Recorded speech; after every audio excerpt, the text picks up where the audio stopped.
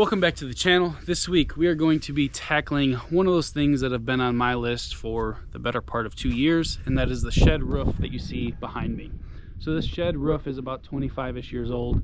You'll see when we get into it, it was not installed correctly, and that's leading to the shingles quite literally falling off. So let's get this old roof stripped off and a new one put on the correct way.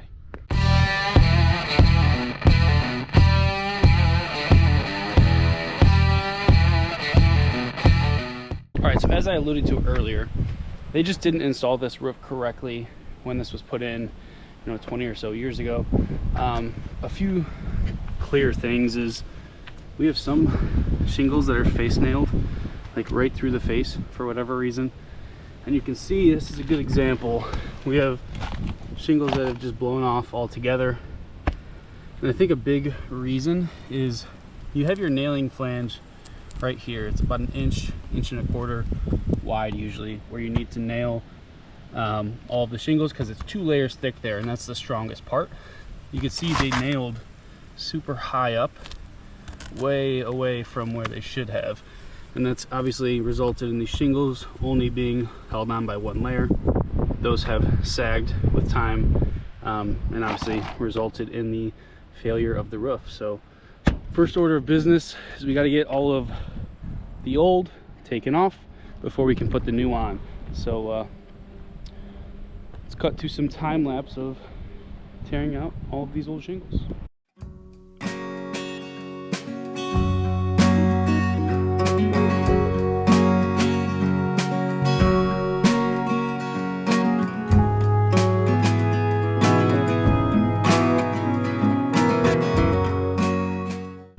All right, so I know in that time lapse you saw me trying to use a crowbar to get the shingles off, and it does work.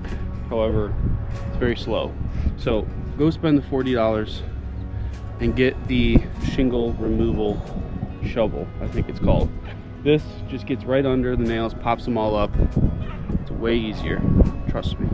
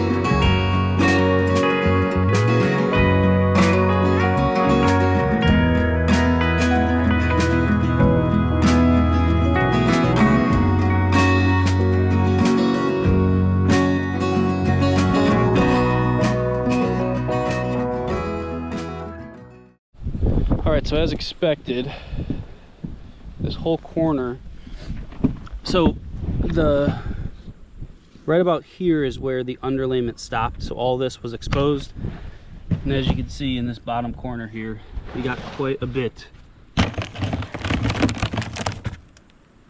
of water. So obviously this whole board needs to be taken off. Luckily it's a small piece, so it goes here and then just to this joist. This looked like it was wet at one point, but it's super solid and it's dry now. So obviously when we put the roof back correctly, we won't be having any issues. So we just need to replace this square, and then we can get started putting our drip edge and our underlayment. All right, so we got that piece out, and really the last thing that we just want to check is all of our ceiling joists, our rafters, as well as all of this stuff. Again, we're just making sure that the water wasn't so bad that it rotted these before we put a new piece back. Just want to make sure these are structurally sound, and they definitely are. So we're good to put a piece back and then keep on going.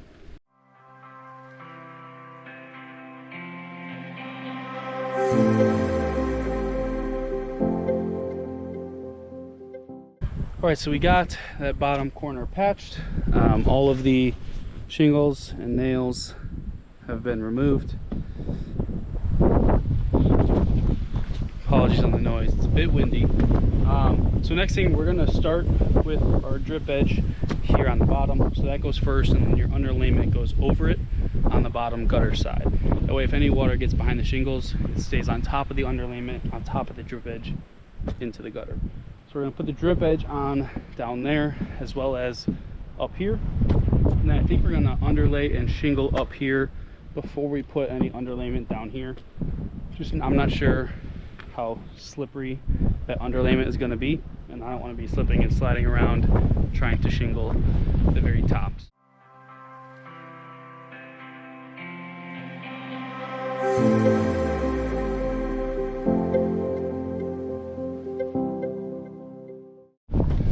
All right, also one thing really quick, for this job I ended up picking up the rigid roofing nailer.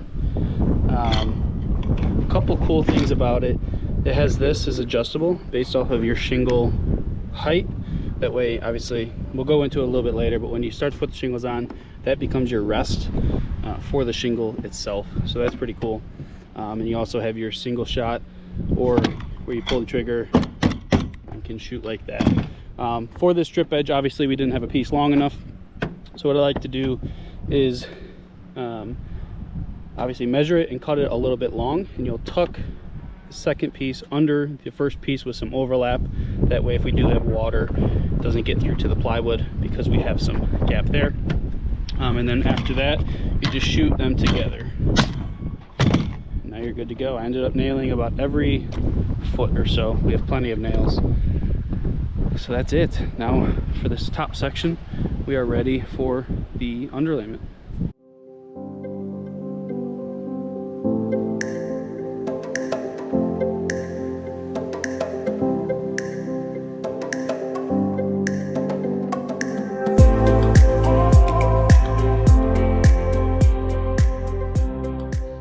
Alright, with the underlayment down, the very next thing is we have to start with a row of starter shingles. So the first one you cut 6 inches off, and I'll show you why here. So if you start,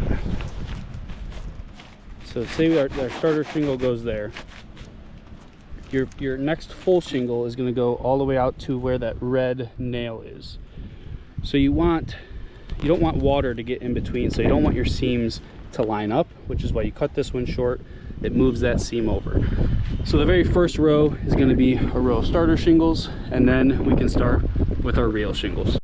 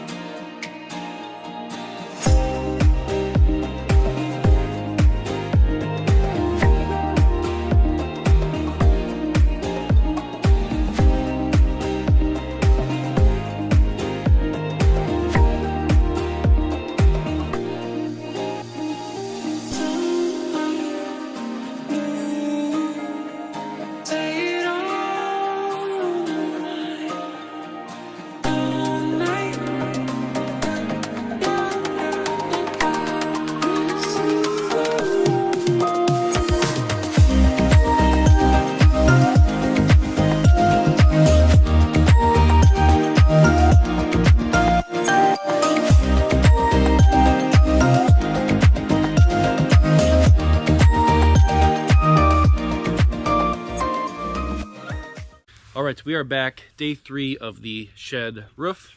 We just have this one strip here on this side, and then just that little top 4-foot section left to do. So, super foggy out today, a little chilly, but let's get to it.